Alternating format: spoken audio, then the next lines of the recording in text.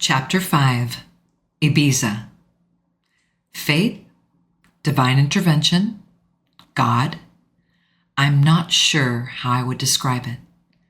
Our happenstance meeting and the seamlessness of our rekindling romance. At the right place and time in Edinburgh. The matching dates of his visit to California. Now the fact that I happened to have a lull at the gallery that aligned with this holiday in Spain. Whatever it was, I didn't question it. Just accepted the blessing that was time with Hayes. One of the many perks of owning and operating your own gallery is the travel that the job inherently requires. I had been fortunate in my life to visit many places. France, Switzerland, Italy, Japan. Few countries remained on my list to visit, and Spain was one of them. Picturesque and unique, a country with a vibrant history that I had yet to explore. I was pleasantly surprised upon my arrival at LAX to see that I had been upgraded to first class by none other than Hayes Campbell. I sipped my champagne as we drifted over Georgia on the edge of the Atlantic. The summer sun fading behind me as the plane soared toward the small Mediterranean island. "It will be private," he had said, voice low over the phone when I had called to thank him for the upgrade. Quiet, uninterrupted. The manner in which he could convey such meaning with 3 words. The flight over served both as a means of travel and also in time to mentally prepare. 45 was not so much older than 40, I repeated solemnly. Nothing had radically changed about me in the time since we were last together. Perhaps my skin not as buoyant, and I suppose there were a few more gray hairs that made their unwanted appearance. But I still felt like me. Still wore the same bracelet, still ran many miles, and still wanted him in a way that terrified me. He loved my body at 40. I prayed he would feel similarly at 45 and a half. There was the other part of the equation that set my nerves on edge. 5 years without human sexual contact seemed like an eternity, and in truth, it felt that way. I resigned years ago that I would likely never date anyone again. I was fine, had been fine. I tried in vain to will myself into a dinner with a friend of a friend or a double date with a girlfriend. A day before the date, I typically feigned illness or some other malady to avoid going. I couldn't do it. I did not have the fortitude to re-engage in post-divorce dating world. It's a long way down from Hayes Campbell. Now I was headed to a holiday as a practically born-again virgin that was laden with carnal overtones. Private, quiet, uninterrupted. It was hot, almost to the edge of uncomfortable when I arrived in Ibiza. The Mediterranean summer seemed to be in full force, the heat permeating through the windows as I wandered through the airport to the exit. I spotted Adam waiting for me, large hands holding a sign embellished with my name. He greeted me with a smile and escorted me to the waiting black SUV idling under the awning in the blazing sun. It appeared that he would be acting as both bodyguard and driver on the half-hour trip to the southwest point of the small island. We wound through the bustling city centers lined with palm trees and the ocean beyond, and through narrow rural roads until we arrived at our home for the next 7 days. The villa was massive. An oasis of towering white walls and rounded doorways similar to the home I rented for Isabel and I not so long ago. It sprawled across the cliff, seeming to blend seamlessly into the sky that served as a backdrop. I was ushered through the large entry door to the cavernous foyer, craning my neck to look at the chandelier above. There, beyond the living space, were 3 floor-to-ceiling windows that revealed a white stone patio with an infinity pool behind it. I was greeted warmly by an older woman who introduced herself as Sonia. She was gracious and kind, her face creased with lines at the corner of her mouth I soon learned were from her broad smile. She informed me that she would be both our housekeeper and chef, and gave me firm instructions to let her know if there was anything amiss during our stay. She extended her tanned hands for my bags, and I handed them to her, thanking her in my best Spanish. "De nada," she replied, a knowing look at her face. "Mr. Campbell is just here down the stairs, she finished, grin breaking out of her beautiful face as she gestured to where I assumed I would find stairs to the left of the pool. I blushed immediately. Was my desire so abundantly obvious? Was it evident across languages and cultures? It was like I was 18 again. I smiled timidly at her and first went to the guest bathroom located beyond the living area.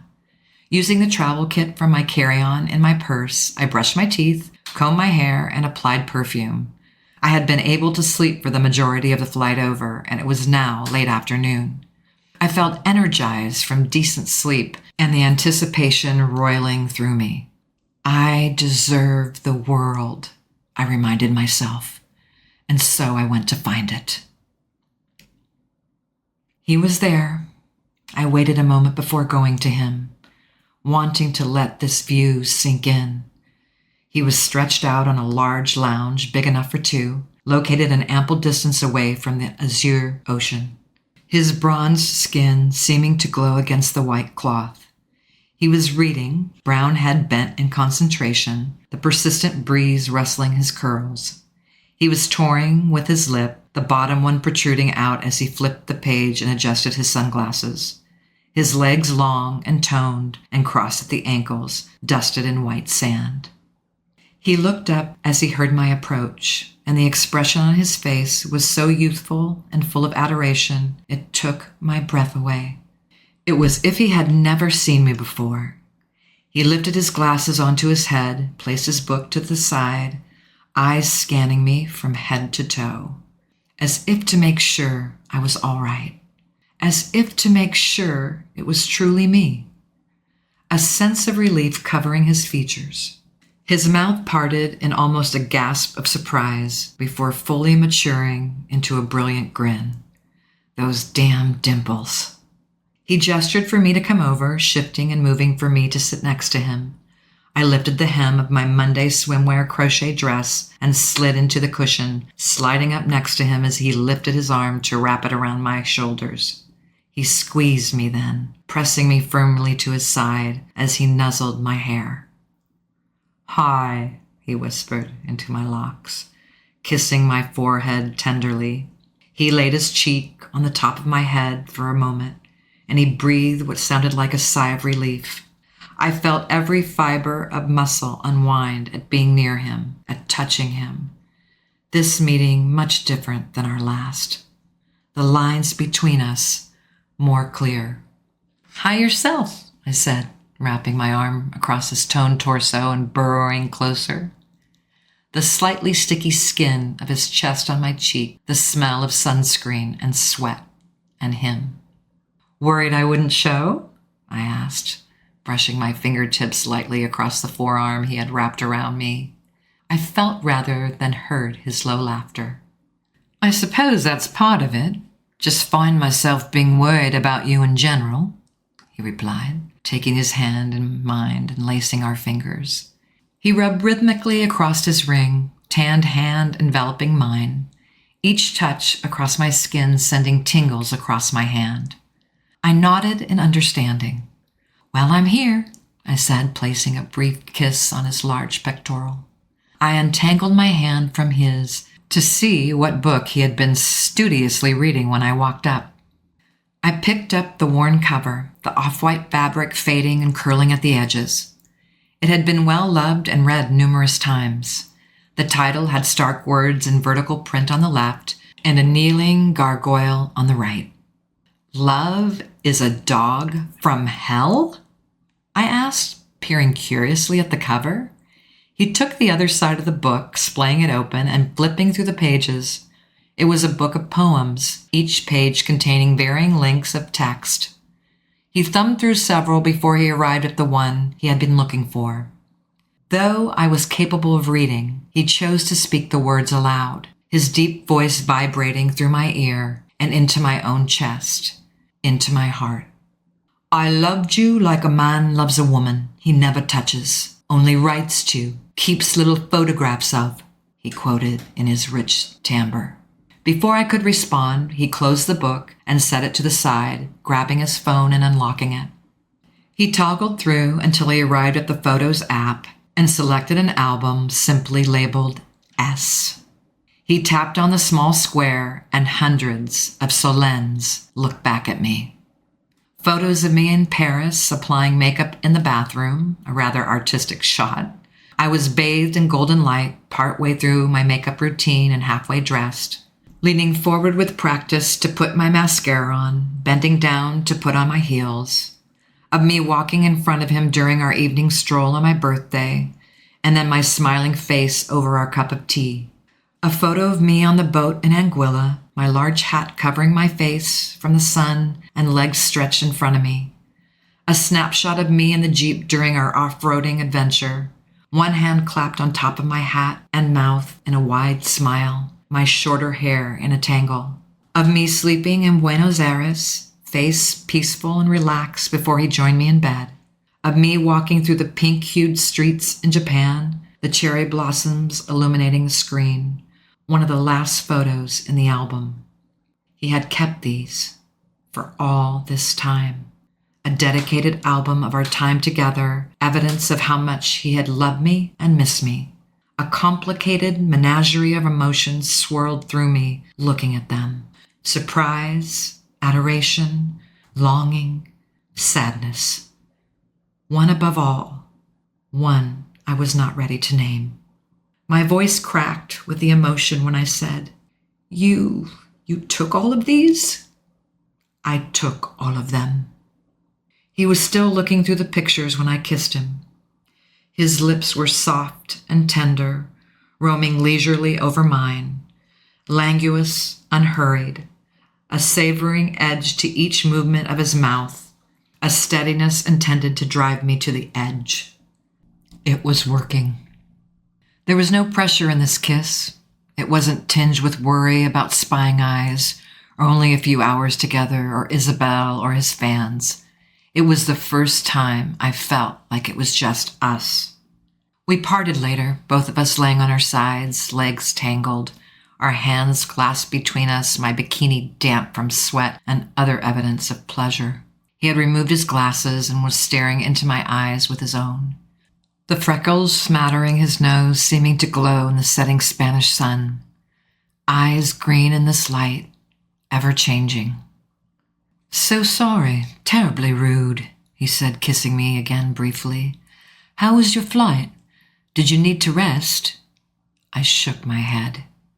"Good, smooth, endless," I said, kissing him in between each word.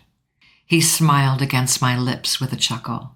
Suddenly, he removed his hand from my grasp and without rolling over, reached behind him.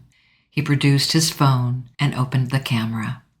"For the album," he said, and kissed my cheek, making me laugh and snapping the photo simultaneously. He drew back, allowing us to look at the photo together, his hand shading the phone so I could see clearly. Our brown hair was entwined together on the white cushion. His lips, halfway between a kiss and a smile, pressed to my face, my eyes closed in laughter and cheeks pink from the sun. "You," he said, using his thumb and index finger to zoom in on my face, "are so gorgeous. So are you." We lost track of time and had to somewhat rush to get ready for dinner. Hayes had made plans for a time here, and a dinner at Sa Punta was first on the list. The restaurant was a beautiful mix of indoor and outdoor dining, bustling with patrons grouped underneath golden wicker lanterns and lending the space a romantic feel. We had a seat on the small terrace, on the periphery somewhat secluded by a large tree that dominated the seating area.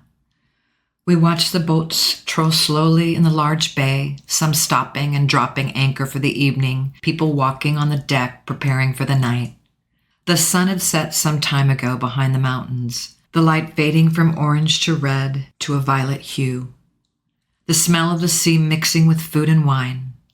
We were just beginning our second course, each of us sipping ridiculously priced margaritas, mango for me and watermelon for Hayes.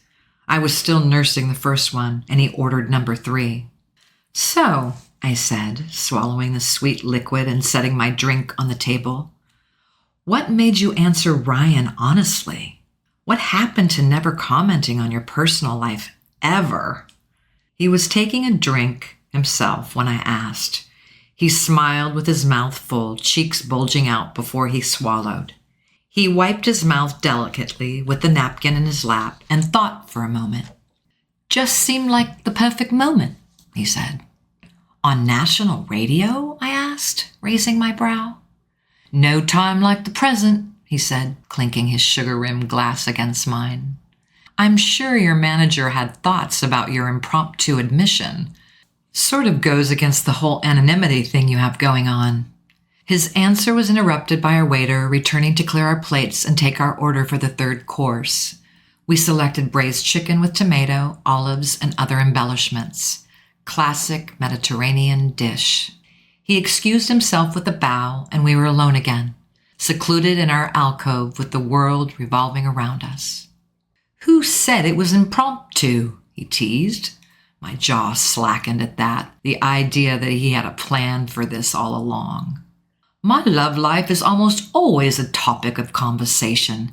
If Ryan didn't ask, Jeff and I had planned on how to hint at me being involved with someone." "And Jeff is?" "My manager.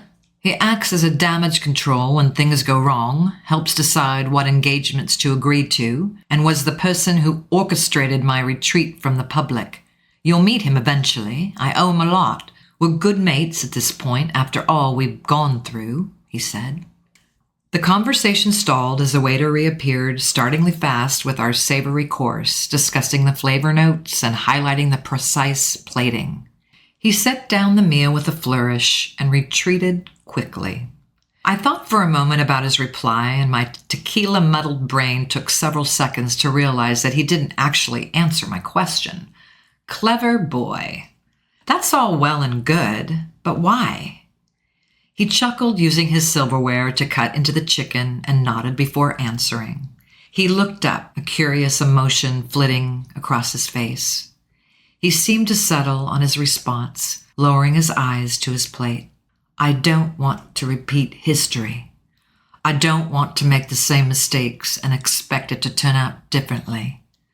Life is too short, Selene," he said, echoing an earlier statement from our first meeting over a month ago in Edinburgh. Had it been that long? "Why do you keep saying that? Having a quarter-life crisis?" His lips lifted in a half-sad smile, and he shifted his eyes to mine, and the sadness that exuded to his next words made me pause and feel incredibly guilty for my teasing tone. "Something like that," he said finally, after what appeared to be much internal deliberation. I felt that strange mix of truth in his words. I decided to press, to push and see just what he would yield. "So you want to talk about it?" He paused and nodded. "One day." An opening, a small one at that, but a promise to tell the truth eventually. He smiled again with more fullness, the expression reaching his eyes. He reached across the table to grasp my hand and squeeze it tightly, shifting the somber mood in an instant. He rested fingers on mine, rhythmically moving across my ring and under my bracelet, each brush ratcheting the desire that had been quiescent since our teenage makeout session on the lounge. He reached across the table for my semi-full drink, given his was now nothing but ice and dredges. He picked up my beverage and took a long sip, locking his eyes with mine, the blue irises blazing. He swallowed and parted his lips to lazily wipe his tongue across the salt on the rim, never losing my gaze. He lowered his glass slowly, watching the effect he had on me, the way I shifted in my seat, the way he could feel my legs part underneath the table at watching the path of his tongue. "I think we should go home now," he said. "Okay." I often had fantasies about Hayes Campbell, I suppose not unlike millions of other women. I woke with regularity from sleep, having seen him in my dreams, echoes of his mouth and face and body that followed me throughout the day.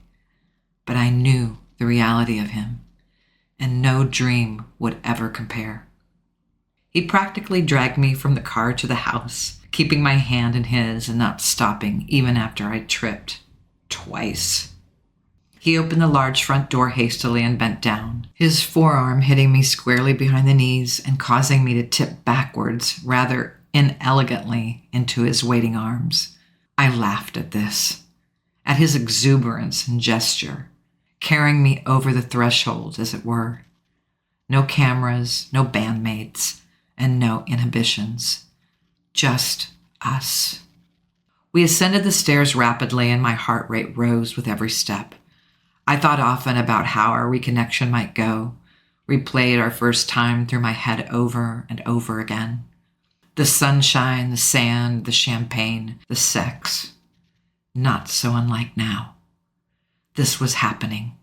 I was 45, he was 26, and we were going to have sex. He reached the last room, and Toad opened the door in the master suite. Only when the front of his knees hit the blue comforter did he set me down. He slowly rose up, his full presence looming above me.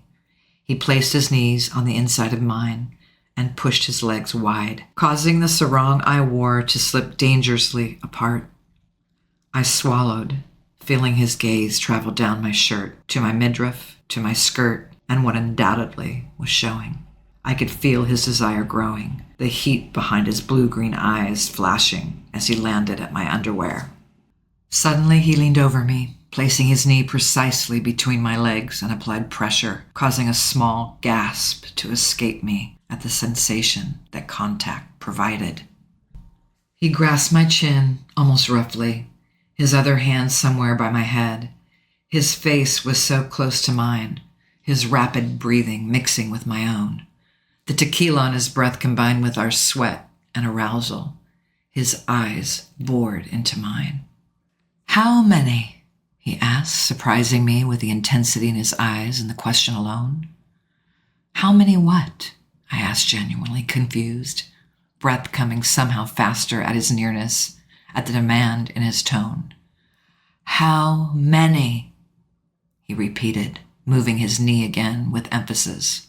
The movement sending a pulse through me. Realization dawned. What he needed to know and why it seemed so vital to him in this moment baffled me. I suppose it was something important to him, to know if any had laid claim to what he clearly felt was his.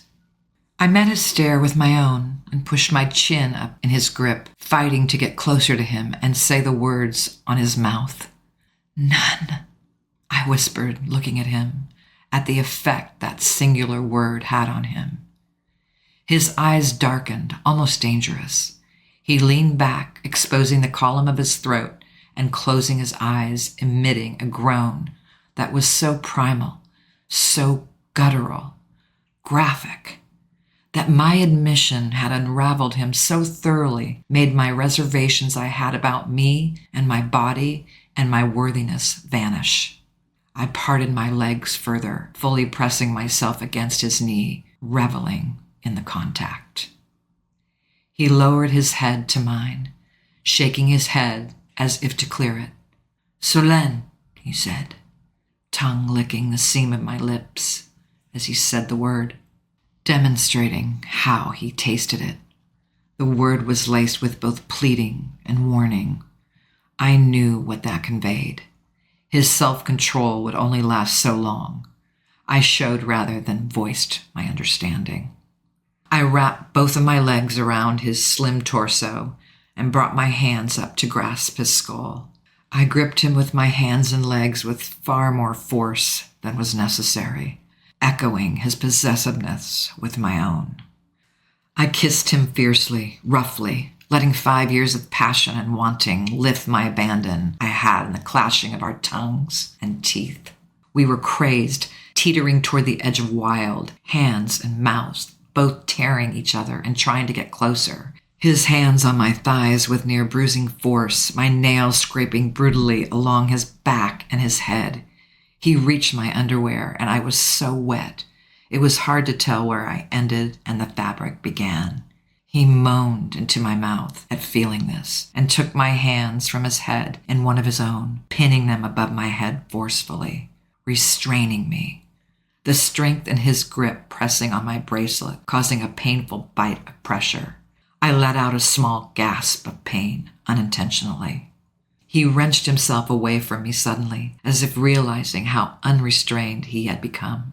I felt bereft at his sudden distance, wondering why he chose to pull away. Was it for me? For my benefit? That I could not take him in that state after 5 years of nothing? "You won't break me," I said, voice low. I looped my arms around his neck again and pulled his mouth toward mine, wanting to show him I was okay, that I understood the madness behind his unbridled passion. He resisted my moment, closing his eyes and taking a steadying breath. "You broke me," he whispered, his eyes finally opening to reveal youthful vulnerability. His hurt and worry and anguish from years ago manifesting itself between us in this moment. I sobered instantly at his words, sliding my hands down to cup his beautiful, cherubic face, rubbing my thumbs over his caved cheekbones, trying to convey comfort in my touch. "I know. I'm sorry. It's okay. I know you didn't mean to." He leaned down then and kissed me lightly, a kiss to apologize for his sudden and abrupt roughness, and a kiss of forgiveness for me. It was overall a very clumsy and imperfect rejoining, both of our bodies addled by tequila and each other. He removed my clothes with hurried movements, struggling to undo the knot of the sarong at first before finally shimmying it down my body altogether. He flung the blue shirt along with my remaining entrapments over his shoulder, fingers fumbling, unusual for him. His proclivity for preciseness in lovemaking gone in his excitement. I loved it. Loved that he was rushing to get to me. The fact that I made him lose that methodical edge was immensely pleasing. He had removed his shirt and pants at some point, wearing only his black briefs that did not leave much to the imagination. He sat back and stared at me, completely and utterly exposed beneath him. I tried not to writhe under the penetrating stare, that look that made me feel more naked than my lack of clothing.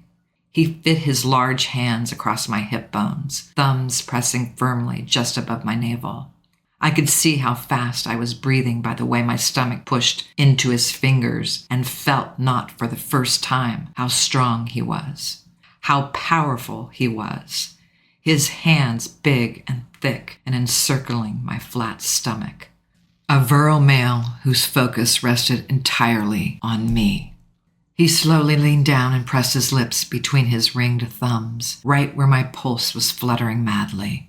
His mouth twitched in a smile, as if he could feel my heart pounding against his fingertips. He let his eyes travel from the joining of my thighs up to where his hands encircled me, past my breast and to my eyes. And every inch his eyes traveled over made my desire and nerves spike. "You are a work of art, Celine." And with that, he yanked me down the bed. He palmed me then, dipping the tip of one finger inside and hissing through his teeth at what he felt there. If he didn't believe me to be wanton before, he was wearing the proof now. He leaned over me, lips slanting over mine tongue slowly dipping in between my teeth, coaxing my own to tangle with his fingers methodically working the outside of me, teasing me in both places, balancing me on the precipice within mere moments of his attention. It seemed that his ability to give selfless pleasure had only improved with time. I grabbed his wrist suddenly, overcome with the need to feel him inside me. He stopped his movements and gave me a questioning look. "I need you," I said, moving my hand from his wrist and placing it on him, emphasizing which Hayes Campbell I implied. He let out a low chuckle at my brazen gesture and stepped back, wriggling out of his shorts, and revealed a truly perfect dick. "Hi," he said, standing in front of me, unabashed, boyish grin on his face. "Mr. Campbell, that is a truly perfect dick." He laughed then, and I felt one of my own bubbling to the surface, how untroubled we were in this moment. He was still smiling when he settled on top of me, nestling between my legs, pausing before making the last push, as if giving me one final chance to refuse him, before reclaiming what was lost between us. I wrapped my legs and arms around him as if I could keep him there forever. Blue eyes met brown, his heart touching mine. He asked softly, "Are you sure?" One final question, ever cautious, ever considerate. I didn't answer. Instead, I tightened my legs, closing that final distance between us and grasping at the uncomfortable fullness, at feeling him come home, at the feeling of him unadorned, flesh to flesh. "With all my heart," I said, moving with him and underneath him, the undulation of our bodies creating glorious friction, bordering on pain that soon had both of us panting with anticipation. He was thorough and sweet. I enjoyed this side of him, carefree and tender, completely focused on me and on us.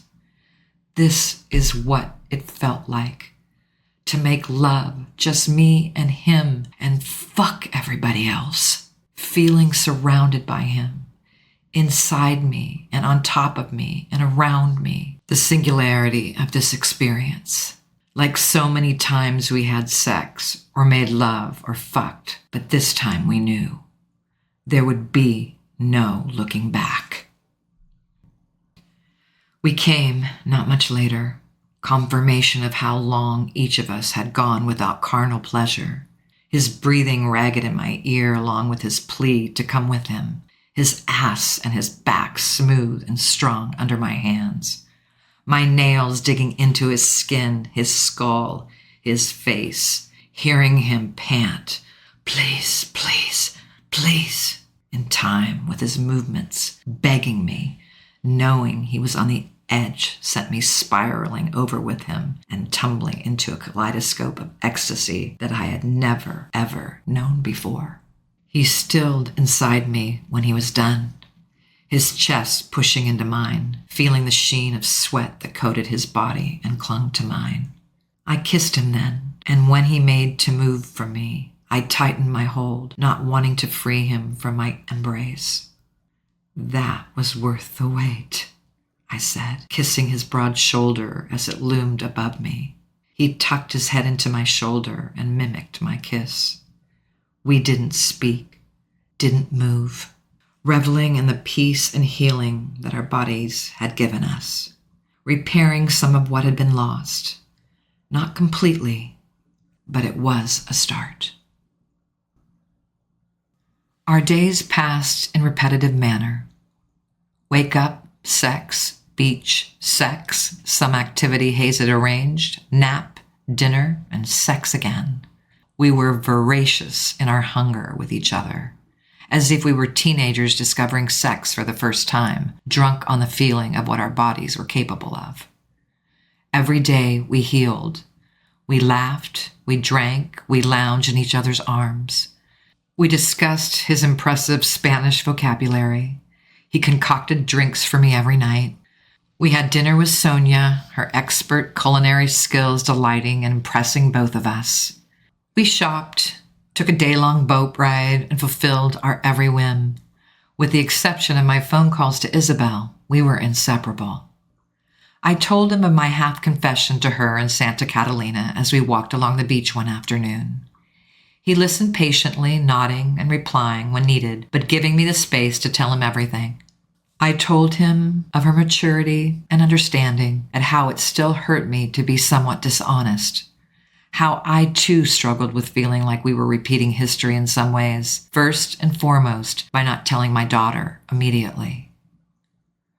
I don't want to tell her until I know, I said, trailing off, realizing what I had been about to do, to put a parameter on our early relationship, to confess that I still didn't know what exactly we were, and that crucial piece prevented me from telling Isabel.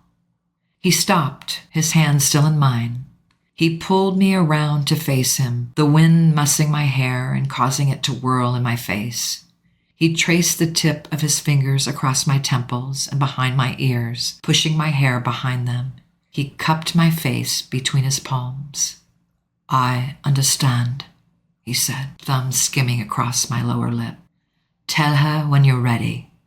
I've made my choice, he said, giving me a bashful smile, healing a part of me I did not know needed healing.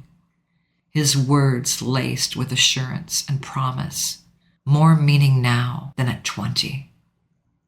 We lay under the stars at night, almost every night, before retreating to our room for hours. He pointed out various constellations and planets. He showed me the center of the Milky Way just over the horizon, his long arms stretching before us and outlining the hazy pattern in the sky. His knowledge of the planets and space was fascinating. I was yet again surprised that astronomy had been one of his pursuits. It was late one night, after his detailed explanation of the Perseid meteor shower often visible this early in the summer, that he asked suddenly, "What do you think happens after we die?" It startled me, the curtness of the question. The big questions always came out of nowhere. It reminded me of when Isabel had asked me the same when she was a child, probably around 4 or so. My parents had raised me in a Catholic faith, as was common of the French. We were loosely Catholic at best. I attended services as a child, bowing up and down and kneeling and praying along with everyone else. Part of my young brain genuinely devoted to prayer, and part of me wondering why it felt like gym class. I had departed from my faith as time went on, becoming busy with life and children and all the things and excuses everyone gives for not going to church. Daniel was ambivalent about religion, and so Isabel and I attended occasionally alone. But like my parents, I never forced her to go. Let her make up her own mind about the meaning of life. She had asked me the question after our one venture as a pet-owning family met his demise, a betta fish she had named Norman. Truly a sad first pet for an only child. With the gallery opening and Daniel's job, it is no wonder that he met an untimely death. "Am I going to die like Normie, Mommy?" she had asked, eyes red and blearing, staring at the gurgling toilet bowl. We had read Norman his last rites and sent him to a better place with a loud flush. "Yes, Peanut, everyone does. But you won't for a long time," I said, kneeling down to hug her and kiss her wet cheek, seeing that my answer both comforted her and frightened her. "But what happens, Mommy, after?" she had asked. I had thought for a moment, which is I did now before replying, giving both of these children the same answer. "If you live your life with purpose and good intention, there is a place for you," I said, wrapping my arms around him and placing his head on my chest. "Love in your mind brings love to your life, and that is the meaning of heaven," I quoted softly. It was what I believed. It strengthened me believing in something after, some good to come of my time here. He nodded, the movement causing his brown curls to sweep along my chin, nestling closer into my arms. "Me too," he said, voice quiet and mournful. My heart ached at hearing it. He craned his neck to look at me, tears shining in his eyes. I wondered yet again what made someone so young, so melancholy. "One life with you is not enough," he said softly, the corner of his mouth lifting in a wobbly smile, his hand reaching up to caress my face. As if he had not just uttered the single, most romantic sentence I had ever heard. As if he had not just pledged wanting to be with me as long as we lived. "I'll see you in the after," I said, softly kissing the corner of his mouth and his eyelids. "My angel on earth." The nightmare began on our last night. We had come in late, both of us mildly inebriated from the tequila concoction Hayes had served with dinner. He wanted to dress up and stay in, and so we had dined with particular finery under the Ibizan sky. He had to return to Inverness for a few weeks, but promised to make arrangements to attend the showing of Without a Home. Given our impending separation, we planned to relish this last evening together, particularly each other. He had me stand on the balcony posing with the flowers he had surprised me with at dinner while he captured the photos on his phone. He cooed directions at me as though he were a director of a photography shoot, making me giggle at his playfulness. Finally, he put the phone away. "Everything but the shoes," he ordered. Watching him watch me as I slowly peeled off my dress, then my fleur de lingerie, set with unbearable sexy. His eyes roaming over every part of me with possessiveness and hunger. I gave him a small twirl when I was finished, my tan lines and Manolos, the only things I wore. He nodded approvingly, toying with his lower lip, studying me. He stalked toward me slowly and reached his hands out to mine. His ringed fingers traced from the inside of my wrist up to my shoulder, circling down to my breasts. He trailed his fingers over my nipples and continued his downward path to my hips, leaving a burning feeling in his wake. His hands found their way to my ass, and he cupped, emitting an appreciative hum. He leaned down and whispered in my ear while he squeezed, "You boys can keep your virgins. Give me hot old women in high heels with asses that forgot to get old." I laughed at the quote, asking, "Is that supposed to be poetry?" "It is poetry, and so is what we're about to do," he said, breath hot and sweet on my face. And so we did, taking our time, savoring every touch and caress we exchanged, and it did feel like poetry in motion. The third time he slipped his fingers inside me, feeling the remnants of our last coupling, it was just past 2 a.m. "Does it ever stop?" he asked, brushing his nose across my flesh, tasting me. I moaned as his tongue began moving, my hands finding their way to his head and cradling it. I knew what he meant. The feeling of wanting him, of needing him, and needing to have our bodies collide. "I don't know," I said hoarsely, feeling my muscles clench as the pleasure mounted. He continued to chase the sensation, urging me toward the brink with his fingers and tongue. I exploded around him, crying out his name. He crawled up my body, wiping me off of his face with the back of his hand.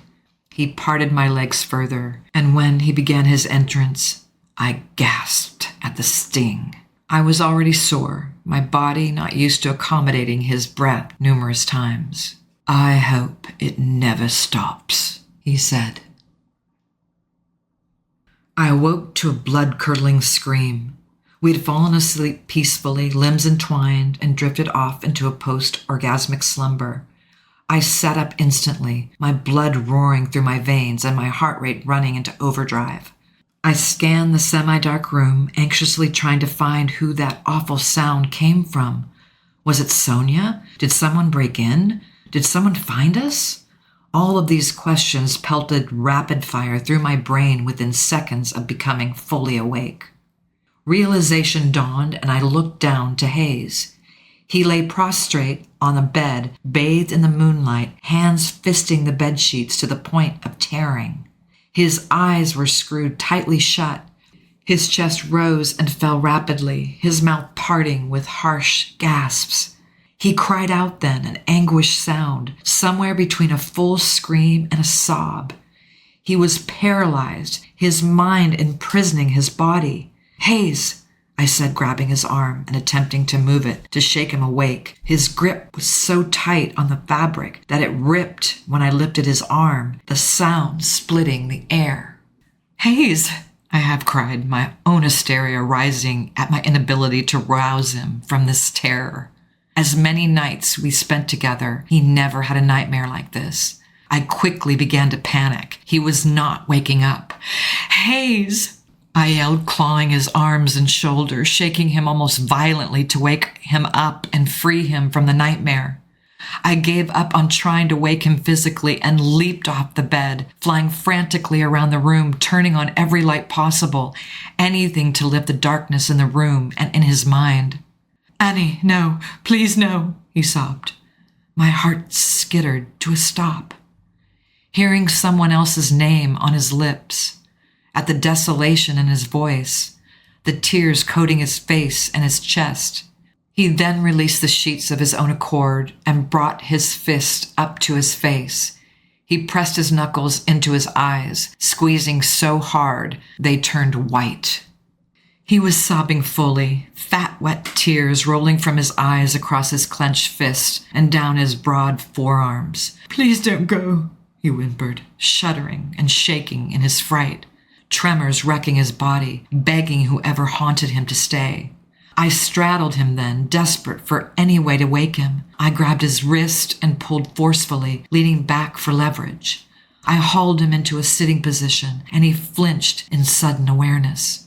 We sat there, me sitting in his lap, his hands still balled tightly in mine as he borderline hyperventilated.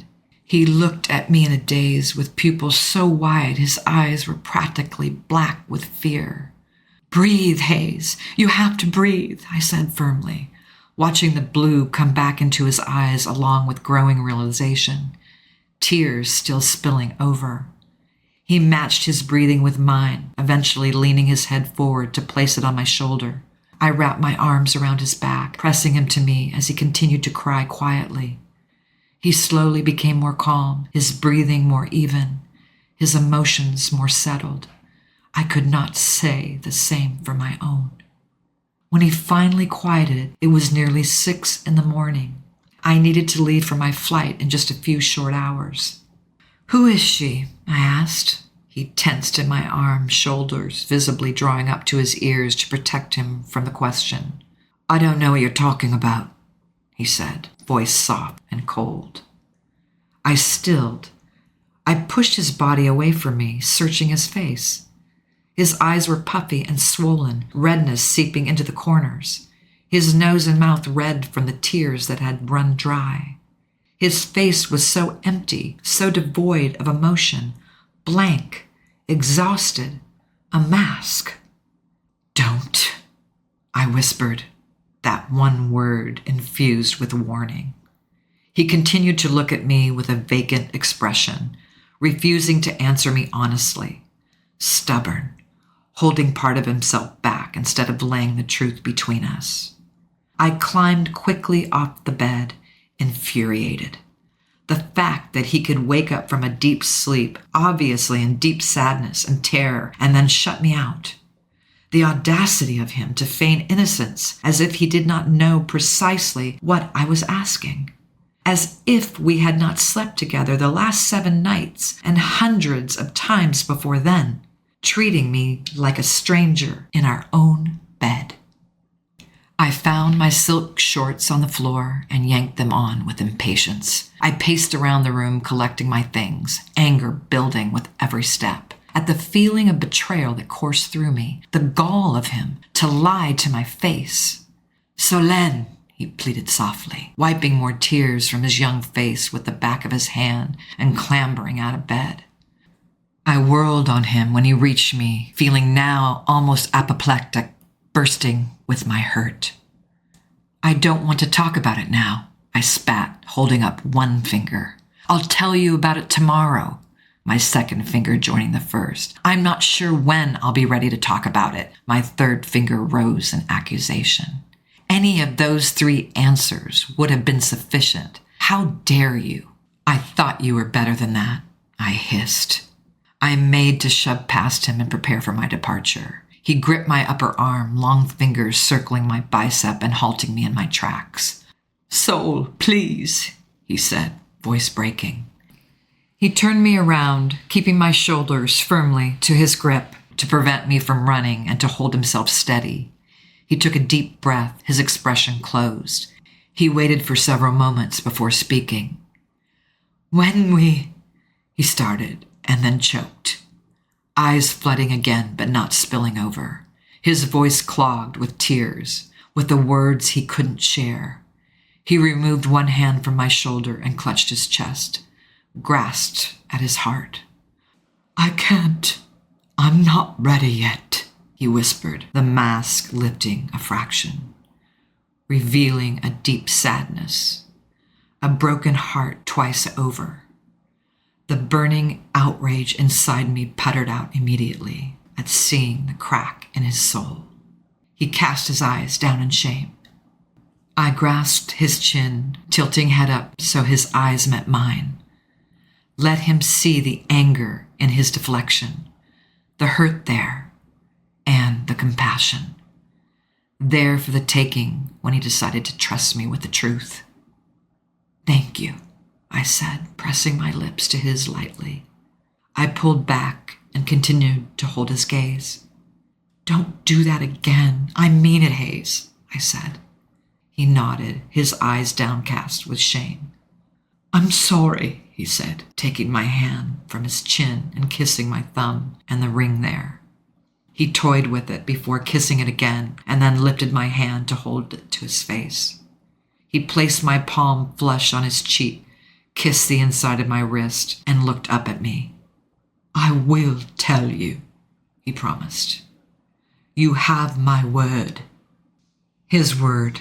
Looking at this young man, at the sadness and despair that went far deeper than I could fathom, I imagined his word was one of the few things he had left.